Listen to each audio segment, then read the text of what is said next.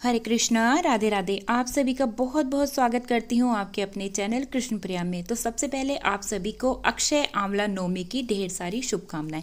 आज हम इस वीडियो में जानेंगे कि अक्षय आंवला नवमी कब है और सरल विधि से अक्षय आंवला नवमी की पूजा कैसे करें। घर पर अगर आंवले का पेड़ नहीं है तो पूजा कैसे करनी है और इस दिन लड्डू गोपाल जी की सेवा हमें कैसे करनी है, सारी जानकारी वीडियो में लेकर के आई हूँ। वीडियो अच्छी लगे तो लाइक शेयर जरूर से कीजिएगा। अगर आप हमारे चैनल पर पहली बार आए हैं तो प्लीज चैनल को सब्सक्राइब जरूर से कर लीजिएगा।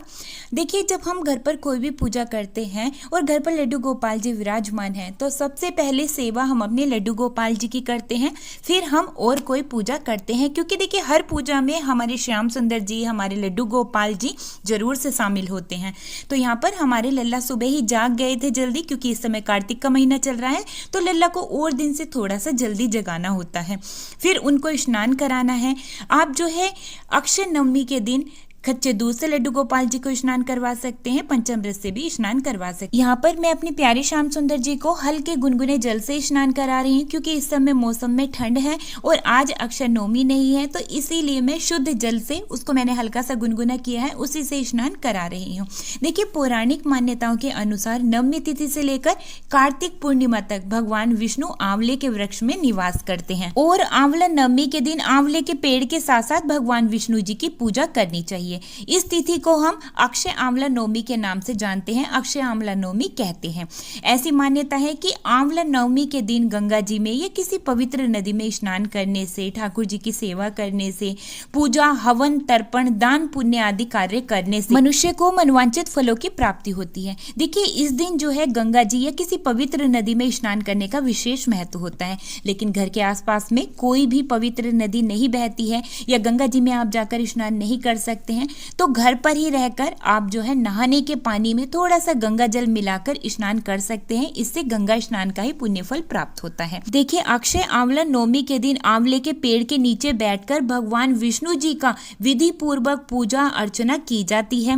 ऐसी मान्यता है कि इस दिन आंवले के पेड़ के नीचे ही भोजन बनाकर भगवान विष्णु जी को भोग लगाया जाता है और फिर बाद में उसको प्रसाद रूप में ग्रहण किया जाता है। अच्छा, आंवले के वृक्ष के नीचे ही आप जो है ब्राह्मणों को भी भोजन करवा सकते हैं, उनको दान दक्षिणा भी कर सकते हैं। अगर घर के आसपास में कोई आंवले का वृक्ष नहीं है तो पूजा कैसे करनी है?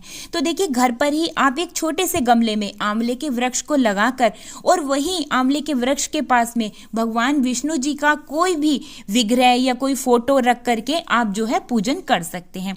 लेकिन घर पर भी आंवले का अगर वृक्ष नहीं है तो फिर पूजा कैसे करें? तो आप जो है सूखा आंवला मार्केट में बहुत ही आसानी से आपको मिल जाएगा।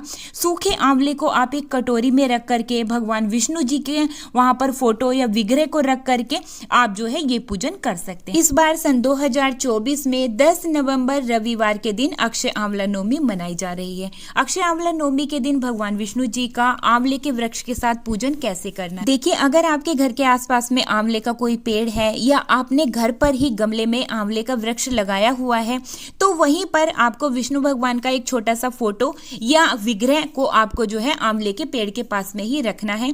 और सबसे पहले आपको कच्चे दूध से अभिषेक करना है, भगवान विष्णु जी का भी और आंवले के वृक्ष का भी, और फिर आपको जल से अभिषेक करना है। उसके बाद में जो कच्चा सूत होता है या कलावा आप जो है भगवान को अर्पित करें वस्त्र रूप में और आंवले के पेड़ के ऊपर भी कलावे को लपेटना है। फिर आपको भगवान विष्णु जी के मस्तक पर हल्दी से तिलक करना है, आंवले के पेड़ को भी हल्दी से तिलक करना है और तिलक के ऊपर चावल जरूर से लगाएं।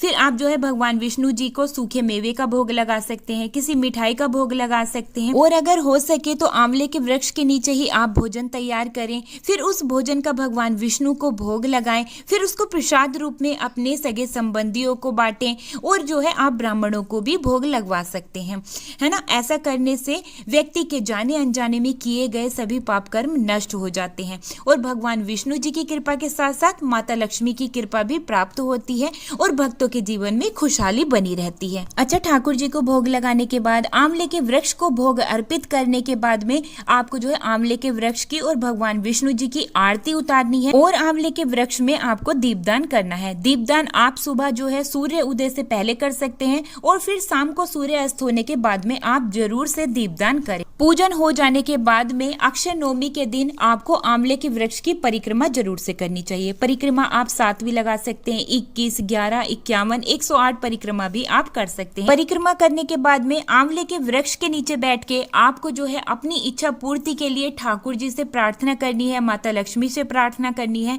और अपने परिवार की कुशलता के लिए भी प्रार्थना करनी है। ठीक है, और वहीं पर ही आप जो है ब्राह्मणों को दान दक्षिणा भी दे सकते हैं। जो आपने भोजन तैयार किया है प्रभु को भोग लगाने के बाद में प्रसाद रूप में आप आंवले के वृक्ष के नीचे बैठकर ही उसको ग्रहण जरूर से करें। अच्छा, अगर आंवले के पेड़ के नीचे बैठ करके आप भोजन नहीं बना सकते हैं तो आप क्या कर सकते हैं, तो आप घर से ही कुछ खाने पीने की चीजें अपने साथ लेकर जा सकते हैं, जैसे फल, मिठाई, सूखे मेवे, इस तरह की चीजें या हलवा बनाकर आप घर से ले जा सकते हैं।